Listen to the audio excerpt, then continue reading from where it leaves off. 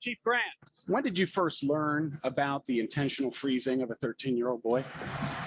Silence. Chief Rusty Grant and the city of Roswell refused to hand over documents that would show the chief knew officers kept a 13-year-old boy cold to get him to tell the truth. Welcome back to We the People University. My name is Abaya Israel, former police officer, former sheriff deputy.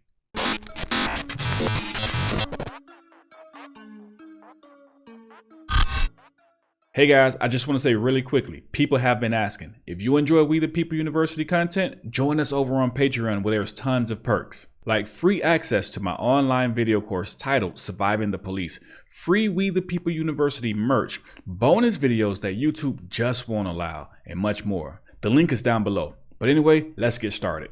Today we're going to take a look at the Roswell, Georgia Police Department, a police department that's been plagued with several misconduct issues, from keeping small children as young as 13 years old in the back seat of a police car in the middle of the winter with no heater just to get a confession. Also, we're going to take a look at two female officers playing rock, paper, scissors and flipping a coin to see whether they were going to arrest a citizen or not. This ultimately led to the chief resigning and the department being exposed. Let's take a look at this video. In the Roswell Police Department amid an ongoing 11 Alive investigation.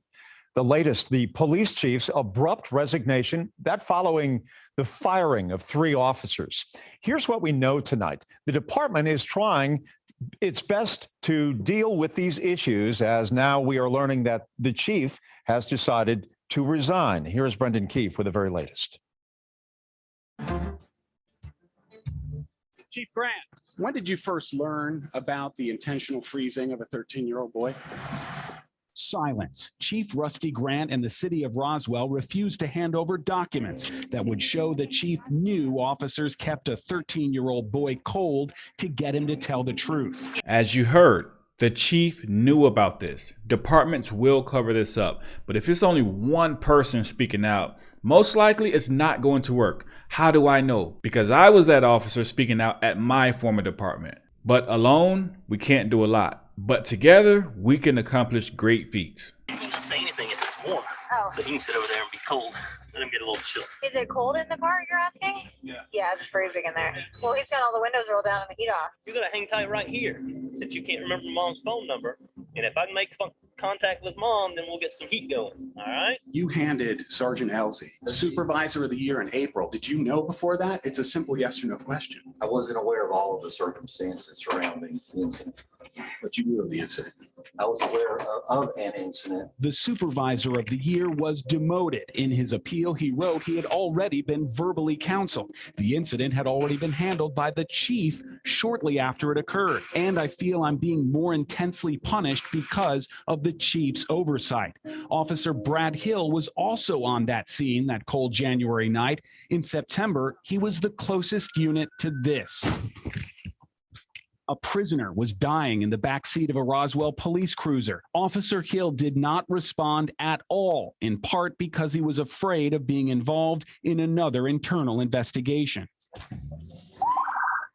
So Officer Hill failed to respond, actually refused to respond because he did not want to be involved in another internal investigation. All right. What does that tell me? You've been involved in so many investigations, you're trying to be cautious now. And your caution led you to not respond when you needed to respond in a life-threatening situation. The people must know about these situations, and the people must also expose these situations, because if we don't, it won't end. Other Roswell and Alpharetta officers saved the overdosing prisoner with Narcan. Officer Hill was only verbally counseled for not responding as the closest unit. The chief then promoted Hill and gave him a raise later that same month.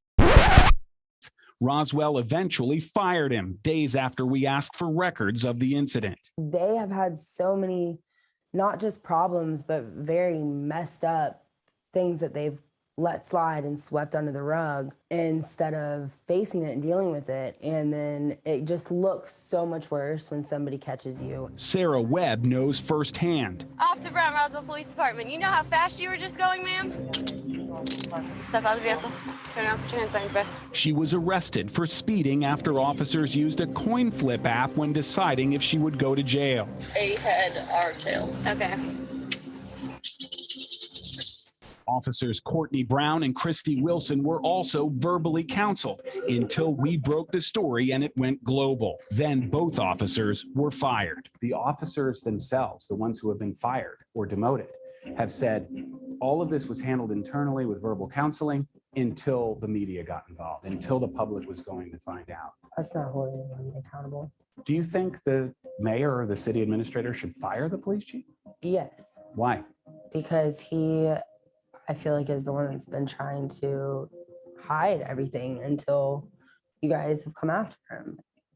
Joined now by Brendan Keefe. Brendan, I look at this like a lot of viewers do, and I just sort of shake my head, yet I can't turn away from it, waiting to see what's next. Yeah, what is next? We're still investigating the Roswell Police Department. We have new incidents we're investigating right now. What we just showed you with that officer who didn't respond to a prisoner dying in the back of a patrol car, that's new. And we find out that that officer got a raise and a promotion after that incident from the police chief. And it should be noted that all of the information, all of the tips that you have received over the months have come within the Roswell Police Department themselves. That's right. Our sources, we have several within the Roswell Police Department, but even in their own internal affairs investigations, you can see that multiple officers were very displeased with the command staff not holding the bad apples accountable. They basically felt there was a culture problem, and it's the good officers in the department that want it fixed. So as you see, when these type of things are exposed, change will come. And kudos to those officers who held the other officers, the bad apples, responsible and reported them. News Channel 11 exposed these crooked cops, and then what happened? They were fired. We the people must do the same thing. We can't have the mindset, hey, nothing's going to change. No, file your complaints, file your lawsuits, you make a change. And as for Roswell Police Department, there are more issues to be uncovered. As always, make sure you know your rights. Don't be exposed yourself for not knowing your rights when you come up against a tyrant of a police officer. Know your rights. Down below is a link to my free ebook. Download it. And if you're really serious about learning your rights, register for my online video course. It's full of online video lessons, real life video examples, quizzes, and get this, all of the notes, I took them for you. All you have to do is download it. Also, with the course comes a free pocket guide with the Constitution, the do's and don'ts, case law, so whenever you're encountering police, you won't be caught lacking. Again, make sure you know your rights. With that being said, We the People University, signing off.